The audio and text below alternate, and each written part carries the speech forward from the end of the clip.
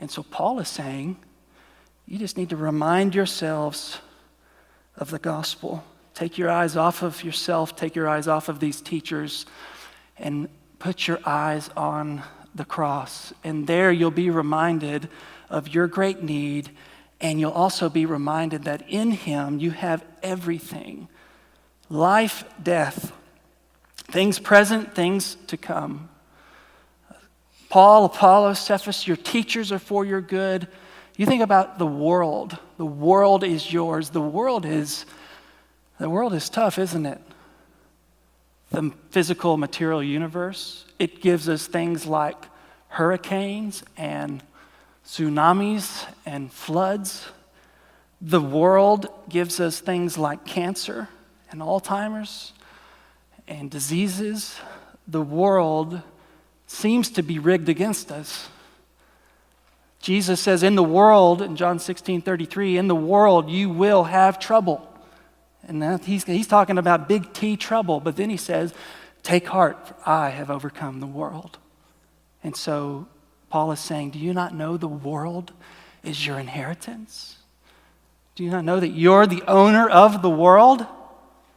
That even the worst that life has to offer, death itself, do you not know that because the Lord is your shepherd, that he can prepare a table before you in the presence of the enemy of death, and you can eat with joy and not fear and face death with courage and boldness because death has no sting, death has no victory. Do you not know the massive security that comes from being in Christ? And see, what that does is it severs the root of insecurity. But what it could do, you see, you could be, and this is why Paul goes on in verse 23, you could be the kind of person who's very insecure and you're reminded of these gospel promises. Wow, I'm deeply treasured, I'm deeply loved, I'm the owner of the world. Aren't I special? And then boom, immediately you're arrogant and you're not free from the trap of self-obsession. And so what Paul does, if you look at verse 23, he actually pulls us up. So not only are we freed from arrogance and freed from insecurity, he says, you're important, you're invaluable, you have been given all of these things in Christ, in verse 23, and you are Christ. In other words, the only reason you have this massive security and these wonderful blessings is because you belong to Christ. As one person put it, Christ has made all of the universe to exist for our joy because we exist for his joy. And then he goes one step further after that, doesn't he?